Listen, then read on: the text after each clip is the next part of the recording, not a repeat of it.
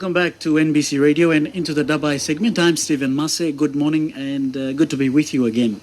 It is 9:07, and as I stated earlier, after the 9 o'clock news, we would have our good people from Nambawan Super who have been coming in regularly, just like some of the other government organizations to empower and promote what they're doing to the people, empower the people, especially their members. So Nambawan Super is the entity that embraces a savings culture for public servants and offers variety of opportunities for members to enjoy after active public service life. Amongst many opportunities, Nambawan Super is supporting the PNG Department of Personal Management through its public-private partnership Homeownership Committee to explore, how best to address access to affordable housing for public servants. This morning we're joined in the studio by Nambawan Super CEO Paul Sayer and Chief Investment Officer David Kitchnoge to discuss more on housing, discount housing suppliers, performance updates, and basically some other things in the superannuation space. Gentlemen, good morning to you. Thank you for coming in. Good morning, Stephen. Good morning, Stephen. Yep. Appreciate that you've given us a bit of your time. I'm sure you all have busy schedules, what with COVID-19 and a global pandemic. Firstly, Mr. Sayer, let's talk to you. How are things going with Nambawan Super in terms of the operations? I'm bringing up COVID because obviously it's affected a lot of things, and I remember doing an interview with you during when the COVID outbreak was happening. Was it 2 years ago or last year? Last year. Yep. So please, since that time, what's happened with Nambawan Super? Well, certainly, Nambawan Super, like many of the other businesses around Port Moresby, has continued to operate. So we're certainly there trying to make sure that we provide services to our members. And in particular, the way that we're doing that is to make sure that we've got those services actually in a COVID-friendly environment. So our branches have been all briefed. We're doing part of the processes and the procedures that we've been asked to do under the COVID-19 strategies. So certainly we're conscious of it, we're aware, we're making sure that we're actually here as an essential service to deliver to members. And that's the same throughout the 22 offices that we have around Papua New Guinea. So we're certainly aware we want to be there to service them. But what we also have is some issues, and we also see softening across the economy for some of the investments that we invest into. And that's probably more of an area around the investment side that Nambawan Super is looking to see how that actually comes through for 2021. Yeah, and I guess as a public servant myself, I think one of the most important things, a lot of our public servants, whether they be in education or in health or in the disciplinary forces, they just want to find out, is the fund going well? And obviously it's challenging times, but otherwise the superannuation is being looked after. Certainly. So I think David will talk a bit more about how the performance has been going, but in general what you're seeing is that last year across the world we had certainly a very soft international market, and PNG itself, in many of the investments and the businesses that we operate, were impacted very severely through COVID. This year what we're starting to see is that turnaround, but it's also early days. So we're seeing really positive results so far for the first 8 months of this year. We've still got 4 months to go, and we're also a bit concerned about some of the businesses and what will happen in the next 4 months. So as we start to see COVID picking up again in Papua New Guinea, what will be the real impact to some of those businesses that we invest into? Yeah. Thank you. And on that note, maybe let's bring in David into the conversation. Again, morning, my friend. Tell us a little bit about what Mr. Sayer has just said. How have you found the operations in 2021? Yeah, thanks, Stephen. And good morning to your listeners and greetings to our members.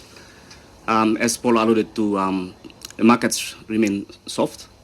Bulk of our investments are held in the onshore markets, held onshore in the Papua New Guinea market. We continue to see a softening of the market. Members would recall that last year there were some investments in our portfolio that did not do quite well. One of those was SP Brewery. SP was affected obviously by COVID shutdowns and also by some of the tax increases that were imposed on alcohol manufacturers. Those conditions persist as we speak. So so in terms of the performance of the fund, we've seen, as Paul said, the performance this year for the first 8 months has been strong. But I would caution our members that the markets remain soft. Offshore markets have come back from the COVID lows of 2020. But there's some risks in the economies.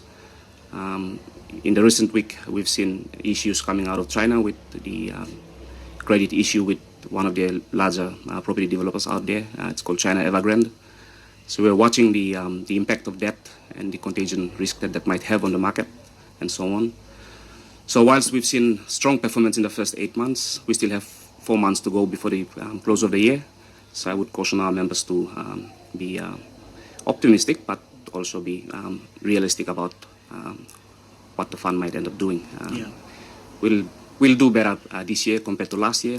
We declared a 1% interest crediting rate to our members last year.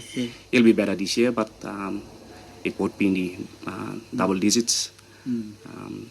So cautiously optimistic about our performance. And I guess those are important words, especially in a time of a global pandemic. Just for the sake of our listeners and for the sake of the members, every time we hear about a lockdown, just how much does it affect? I mean, we know that a lot of people are frustrated, not just here in Papua New Guinea, but across the globe. People, when they hear the word lockdown, they just say, "Oh no, everything's just going to go back to, not any activity." How much of an impact has it had, especially with your operations at Nambawan Super? And Paul, you can come in on this as well. Well, certainly. So with the operations, part of it is actually that morale and making sure that we've got the staff to provide services to members and making sure that people have access to the money when they need the funds available to them. But where you see part of that lockdown impacting people is really around that discretionary money. When I've got additional money, do I want to spend it into super? Do I want to spend it on ice cream? Do I want to spend it on day-to-day needs? And what you're finding is that because of that uncertainty and the possibly less unfavourable sentiment, people don't want to spend, people don't want to invest. And that's part of the challenge, is to actually get the economy humming. We want it to be working strongly. We want things to be actually on the rise. And I think part of what you're seeing with those lockdowns is, and not only that, but some of those big decisions on investments, is the flavour of the country. How do we make sure that people are actually wanting to put money into super, to spend in some of those things, such as even SP Brewery, to make sure that we're actually getting those returns. Yeah, and I guess one of the challenges that has always come about, especially in Papua New Guinea, and I'm sure David would know about this, is our people and the culture. The savings culture has never really been big, but are you finding that over time the trends are changing and people are also now understanding that you've got to be very prudent and cautious with the way you manage your money, manage your finances, even right down to Mamasa Sidang Long or last block or Salim, how are you finding it? Yeah, certainly. I think there has been over the years an increased awareness of savings and what savings could do for you. If you saved your money, you're saving for the rainy days. So it's a good time na time na good. Good time, you save him money, you solo time to time na good. You can go back and look at some savings, you'll help him long. Or legally call walk about. So I think there has been an increased awareness of what savings is and what savings means for our daily existence as a people. Okay, thank you for putting a little bit of that into perspective. Let's move on with our discussion. And if you're just tuning in to NBC Radio, we have the CEO of Nambawan Super, Mr. Paul Seya, along with his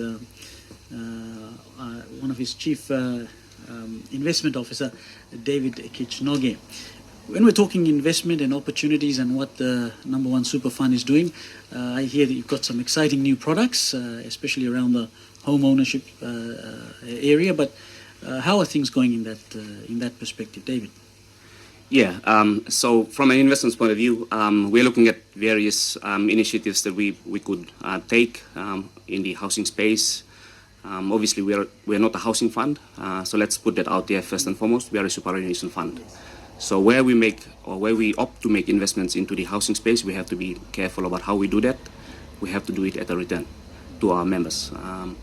The fund belongs to 200,000 members, and if you look at housing, there's only 3 markets in PNG where you could do housing for a return, and that's Port Moresby, Lae, and Mount Hagen because of the scale. They have the scale to do it at a return. When you start drifting from those 3 markets, you're really talking about doing housing at a potential loss. That's not what we're here for. We're here to make money for our members, for all of you public servants and others who are members of the fund. We have to be fair to the members. And the only way that we can be fair to the members is through investment returns. Yeah. So, And let's be honest, I mean, no person in their right mind wants to go out and make a bad investment.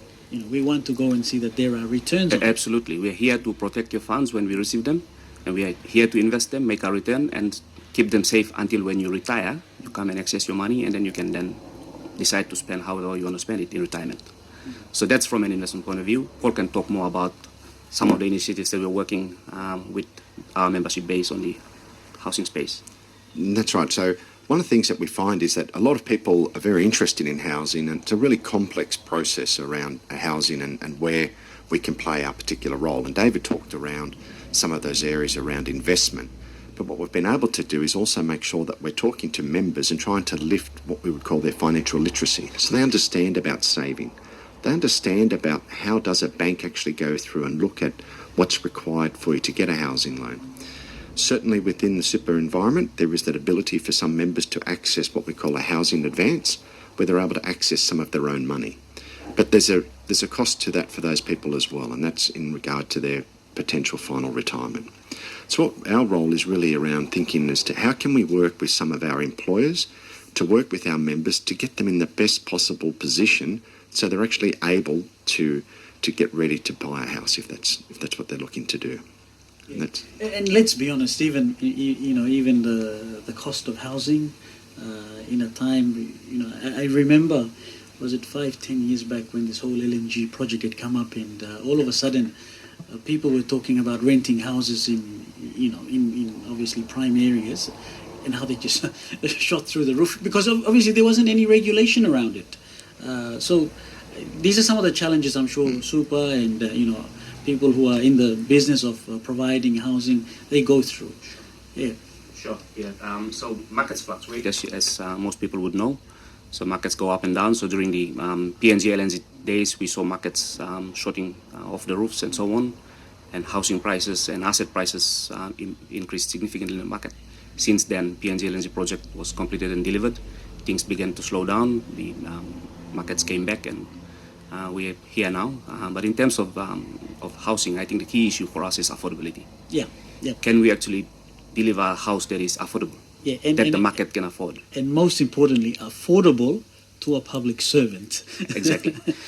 Are people at the pay grades, at the levels of the pay grades that can enable them to afford the price points of delivering a proper house?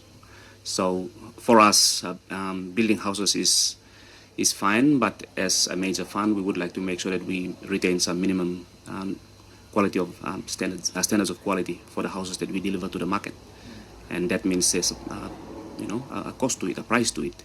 If you pay, as they say, if you pay peanuts, you get monkeys, and that's not what we're here for.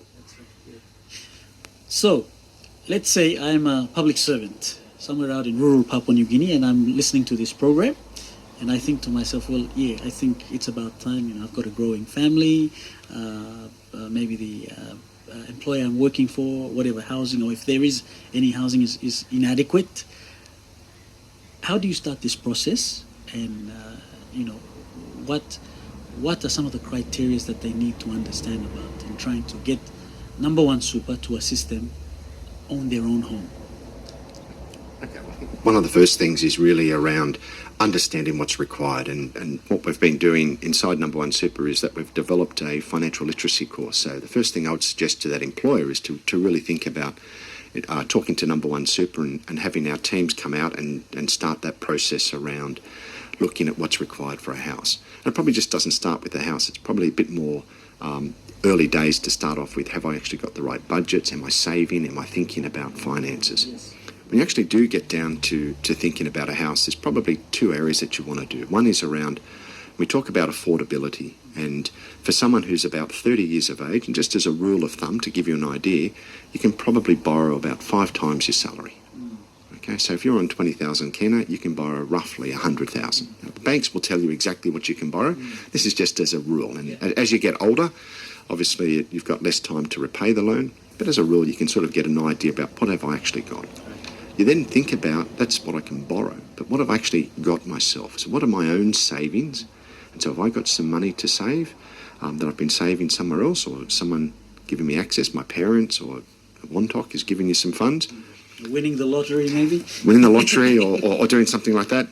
The third area, and what we've found when we've been doing some of these studies with some of our employers, is most people look to their super for that housing advance for a deposit. And so understanding what do I need as a deposit for a bank? And so that sort of gets your finances in order. But the other challenge we have is, and David sort of touched on it, what's the house actually cost to build? What's the land cost? What are the services? So if I want to put electricity on, or I want to have water and sewage put in, how much is that actually going to cost? Now, somebody in the rural area, some of those costs may be a bit lower. And then you have, what does the actual cost of a house cost for that? And what's the land price? So, you know, one of the components is how we get you ready financially. What other loans have you got? Getting yourself financially in the best position, ready to outlay that money, right? And then how can we get it through? And I think certainly one of the things that we've been talking about is that there's all sorts of areas that impact that house price. Things like taxes, things like land price, land availability. What's the cost of moving some of these materials up there and access to those materials? So it's certainly a complicated exercise, and each person as an individual probably has individual circumstances. So that's why we get back to get in touch with Nambawan Super as an employer, and we'll start to look at developing that training for people. And it doesn't have to be, I want a house right now. It might be a house in 5 years' time. How have I actually got myself planned? And it might be thinking around other strategies. I need to start saving. I need to pay off my debts. Do I use something like voluntary contributions to boost my savings right now because I know I can use it as a deposit in 5 years' time? So there's certainly things that we can get. It's not only getting smarter about the education around finances, but certainly understanding what your capacities or capabilities are. That's yes, Stephen. I think there are two parts to this conversation. One part is obviously getting the customers, which are our members and the market out there, ready to actually purchase a house. That's the one side of it. The other side of it is actually how do we make housing affordable? How do we ensure that when we build a house and deliver it, we're delivering it at a price that the market can actually afford it? And I think that piece, if I can be candid about it, I think we need to have a broader conversation around how do we attack that. It's not just maybe the a super national funds. It's not just exactly. We need a national conversation. And because I'm Papua New Guinea, I can be candid about it. Could the state come to the table? For example, could the state walk away from taxes on housing inputs? For example, to help bring down the cost of delivering a final house that the market can afford. There are many things. Could the state help us free up land, for example, for us to build houses? You can't build houses on thin air. You have to build it on land, for example. And I think what Paul highlighted is, while you're thinking about all of these, I mean, a house is not a small investment. It's something major that you got to think about, and because you're going to commit a fair bit of your own resources, your money into it. So the other thing is you also want to get the best returns out of that. Exactly. The other aspect, like when we talk about housing and what Mr. Saya has just highlighted, is you guys having teams of people there who are there to assist. So tell us, is there a particular section in the Nambawan Super that is for this? Okay, so what we have is that it comes across in different layers. So certainly we have an employer team that looks after the employer. So employers who are listening, if they want to get in touch with their employer account manager or their local branch, they'll be able to set up a team that will come and do the training. The people who have been developed to be trained are specialists, so they've been accredited. The course that you do isn't just a simple an awareness course. It's actually an accredited course that we've gone through and made sure that individuals will be accredited as they come out of this course, that they'll have a certificate to say, I've actually been through a proper course to understand that financial literacy. So I think in the first instance, talk to if it's employers listening, talk to the employer account managers. If it's members, you can certainly go to a branch. Alternatively, you can call 180-1599. Our toll-free number, so that's 180-1599, and talk to one of our call centre operators who will look to how can we book you in and do some of that training with you, or can we send you some brochures and work with you. So it's across different levels. Ideally what we would like to do is work with an employer and do a group of people, within those particular areas, whether it's a public service or whether it's a private employer. Our teams are there. We need to obviously remember that we're in a COVID environment, so we can't have 100 people turning up into a very small room. It needs to be done in an environment that is safe for our staff and for our members. They're our members and we care about them. We want to make sure that they're actually treated carefully and kindly as we go through something like this. On our Dabai Talk segment this Friday morning, Paul Sayer, the CEO of Nambawan Super, alongside him is Chief Investment Officer David Kitchnoge. There's something they're calling a housing bucket, and we're going to talk a little bit about that. Let's just take a quick break, and we'll be back with more. At NBC, we are for real. We tell stories about real people. We deliver facts about real PNG news. We keep you informed about real events. We entertain you with real PNG sports, reaching more than 5 million Papua New Guineans every day. NBC is PNG's largest broadcaster. NBC, Real PNG.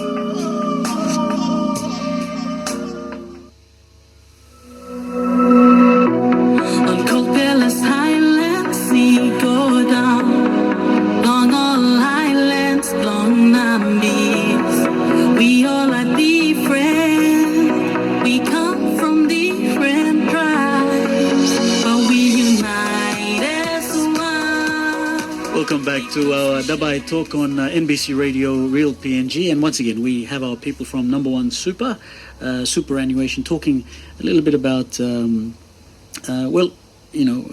how the superannuation is progressing in this COVID environment, but also what is more important is some of the services that they are providing for its members, especially public servants right around the country, and of course how we can be part of that in consultation, in having discussions like this through the rest of the country, as we all keep on highlighting, because of COVID restrictions, the movement of people around, what I would assume would have been happening in the past, teams going out into provinces and creating awareness, all of that's not likely. So these are good mediums and avenues to get that information out. So let's go back to Mr. Paul Sayer, who is the Chief Executive Officer, to tell us a little bit about the concept of Nambawan Super's housing bucket. I just, off the top of my head, I had to ask, where did the term bucket come from?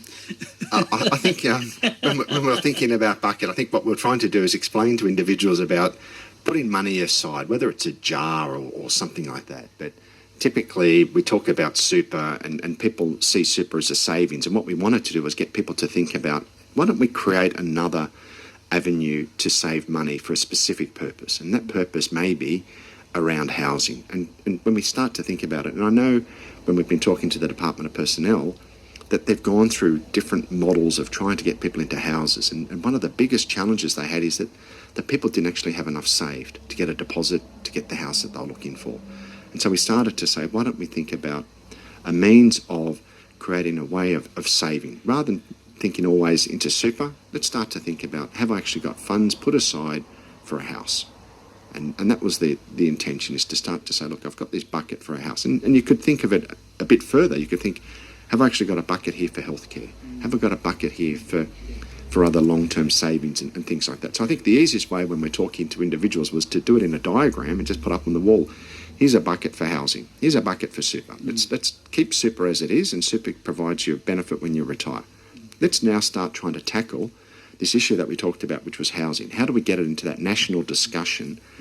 And should we be thinking around other ways of getting people into this? So is there other means around different taxation? Yeah. So if people have got the ability to save in a better taxed environment, because the government has said we really want to get this housing under control, maybe that's an opportunity for us. So we started to think around different ideas around, can we actually get something as to saving, and then starting to push it. And I think right at this point in time, we've actually got a really good opportunity through a number of task forces that are underway. So we've got a taxation review occurring at the moment, and certainly we would be pushing for that. If the government was truly thinking about saving for houses and making this as best as possible, and this is a true initiative, why not think about those taxation? David talked about input taxation changes.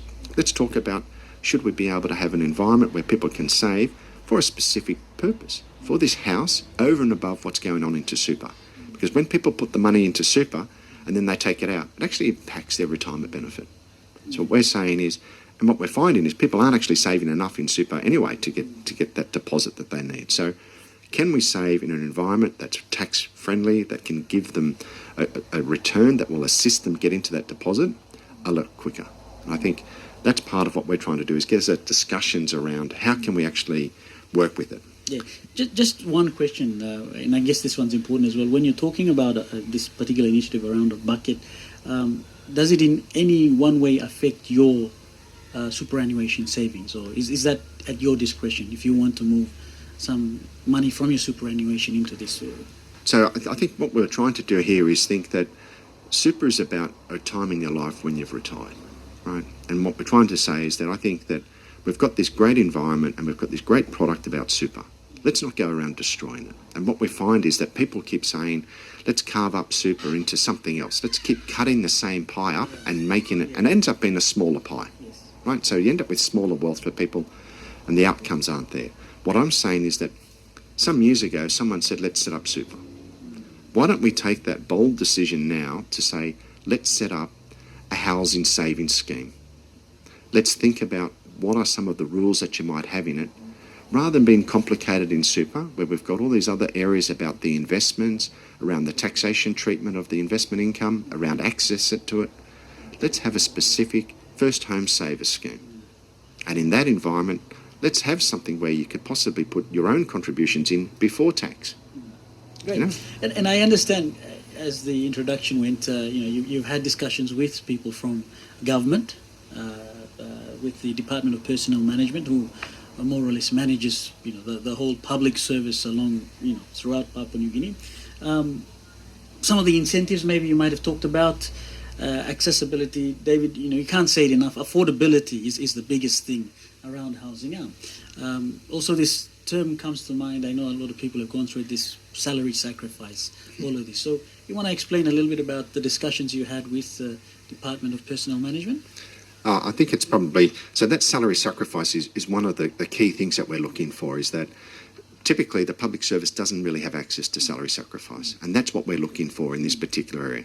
Why can't we utilise salary sacrifice and put that percentage of salary away? And possibly the easiest way you could do it is future salary increases.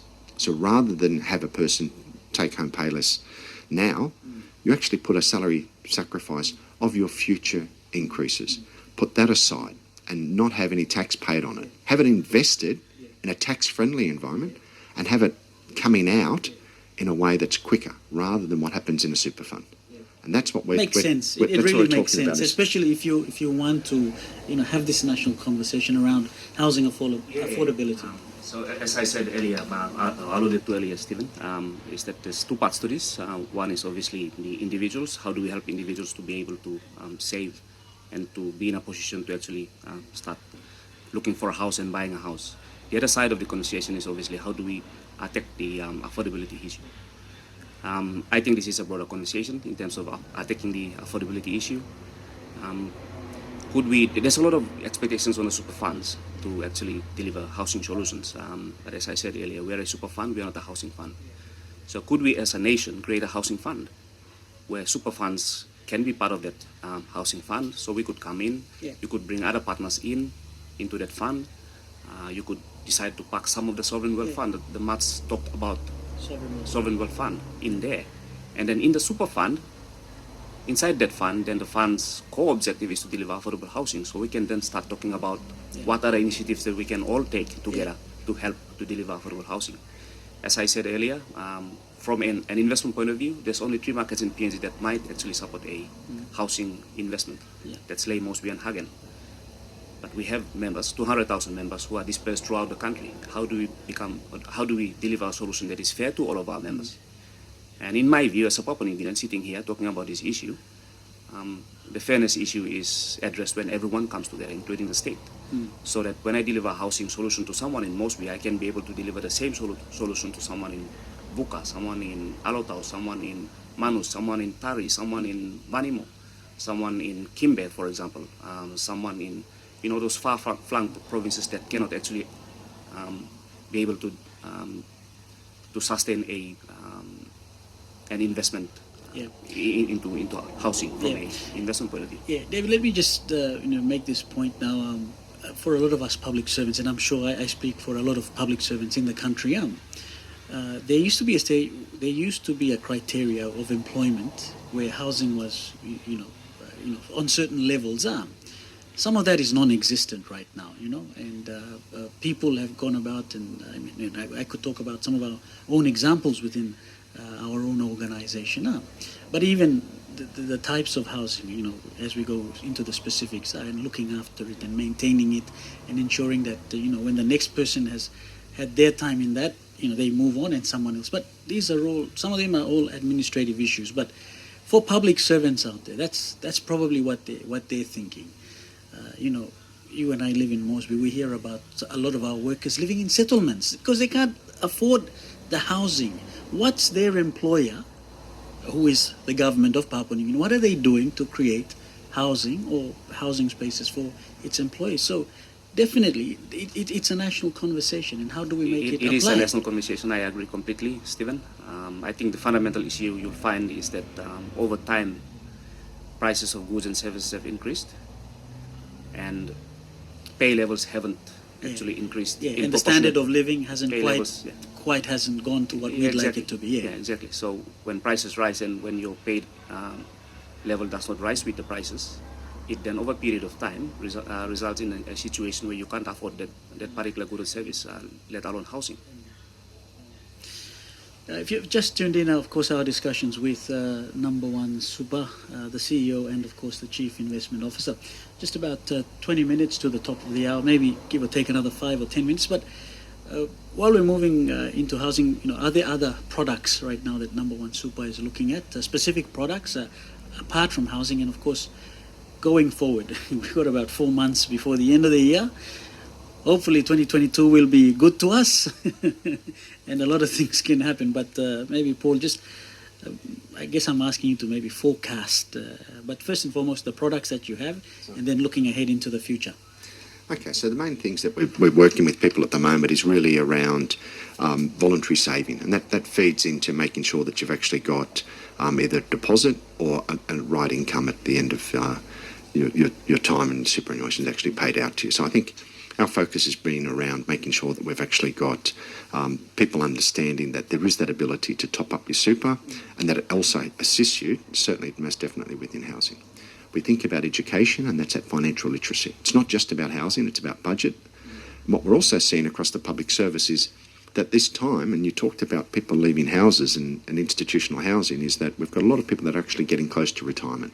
And so the state has actually been going through a retirement program, and we've been working with different entities to make sure that members understand the choices that they have in regard to what do I do when I do retire. So that retirement savings account is certainly a big feature at the moment to get out and to talk to members about retiring. So I think voluntary saving, retirement savings, and also housing is probably the 3 big ones that we've actually been focused on.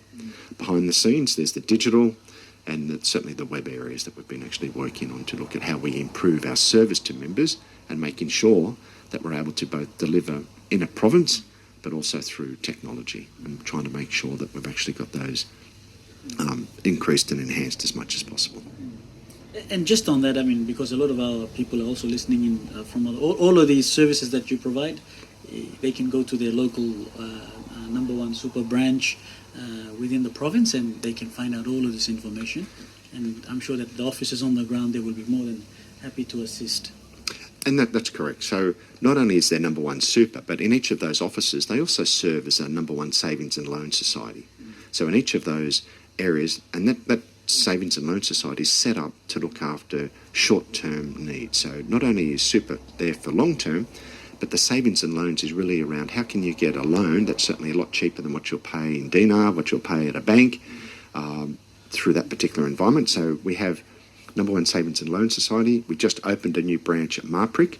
And so just last Friday, a new branch was opened at Marprick, and that will actually serve our members in that particular area for both Nambawan Super as well as Nambawan Savings and Loans. So there's certainly that ability to assist our members on the ground as well as, on that phone call. Use a toll-free number. Yeah, I was just looking through to our producer's room because I heard the phone ring. Wouldn't be surprised if there's a few people who might want to ask a few questions. But while we get to the end of our program, if you do have a few questions you might like to ask, maybe we'll give you 10 minutes from now. 325-3339, 325-3339 or 323-9840, 323-9840 if you want to ask some questions about housing and especially to people from Nambawan Super and of course some of the programs that they have and they're initiating, especially around the housing space. So you talked about the education, the financial literacy, retirement programs, especially in the public service. Time and again we're hearing the government say we need to we need to right-size the public service. So and then it's an interesting one you said about your new branch opening in Marprick, East Pacific Province, because I understand that particular part of the country around the East Pacific Province, that's I think there's a lot of activities happening. I hear, I don't know, legitimate and maybe illegitimate, but maybe that's a better way to put it. But so going forward now, and David, you can come into this part of the conversation as well. As you said, you've got to be cautious with investments around this time and understanding that this is where the savings culture is very important. But also, we've got October, November, December. We're going to go into a budget session towards the end of the year. I'm sure government is going to highlight, just what things need to happen. And then, of course, we get into 2022. So, going forward, what are your thoughts, and especially how Nambawan Super is looking after the interests of its members? Yeah, thanks, Stephen. I wish I had a crystal ball so I could tell you exactly what 2022 might look like. I don't. No one has a crystal ball. What I can say is that it's uncertain times. Markets are still soft. So what it means is that you focus on your processes, on your systems, on your methods to ensure that you remain as best prepared as you can for whatever might arise going forward. We believe we have the systems in place, the methods in place to prepare us to continue to manage our members' funds responsibly going forward. I can assure the funds that, our members, that your fund is in safe hands. The fund is liquid, so in respect of government redundancies and right sizing and so on, as members leave the public service, we will have money to pay them out their savings in full. So that I can assure you. But in terms of performance of the fund, as I said, markets have softened. Markets fluctuate, so we just have to remain nimble, remain aware of what's happening around us, and make decisions as best we can to protect and grow the members' funds. Yeah, I think one of the best initiatives the Nambawan Super has as well, especially for those who are retiring, I think the retirement benefit fund. I think that's one of the best things that, rather than in the past, because a lot of our people were probably not financially literate about you get this lump sum of money, and a lot of people thought let's get it out and But I think the smarter way is, as you said, being alert, being understanding of what's happening around us, and I think the global pandemic, COVID, has really highlighted this. I just wanted to say the old adage. Saving money for a rainy day. It seems like there's more than rain, more than enough rain over this last 2 years or 3 years or so. But so I guess everybody has to be cautious. Paul, maybe your final words, or look, I think David talked about being cautious, but I think also what we want to do is also be optimistic, and I think that's one of the things that's quite important and really nice in Papua New Guinea is that you see the potential. And I think for all of these, it's around how do we get ourselves working together to deliver on these potentials and making sure that there is a positive change. And we talked about large projects. We've also got initiatives around those inquiries happening, but also we've got some rather large projects. If we can see some positive things occurring, then that spins off and it lifts the country and it lifts the total income across the country. And that's where we talk about trying to get levels of income back up over the prices. So I think we need to be cautious, but also like to think that we want to be optimistic about how can we make sure that we also impact into that future to deliver a better future for all of us. Appreciate that. David, Yeah, exactly. any final words from you? Exactly, Paul. We are a resource-based country, so with the current uncertainties we are seeing in the resource space, that's resulted in insufficient foreign direct investments coming into the country. So we would like to encourage everyone, all stakeholders, to work together to resolve the issues as they arise and so on, so we can begin to see the macroeconomy breathing again and performing again, so that everyone else in the microeconomy can also start doing our things, and that can only be good for everyone. Yeah. It's been a very insightful and informative and educational session with both of you gentlemen. Thank you for taking up a bit of your busy time, I'm sure. All of us are challenged at this time, especially around COVID-19, but always appreciate that you guys have made the time available to come in and talk to us. Thanks David, for the opportunity. Yeah. It's good. It's good to talk to members. We're here as a members' society. Yeah.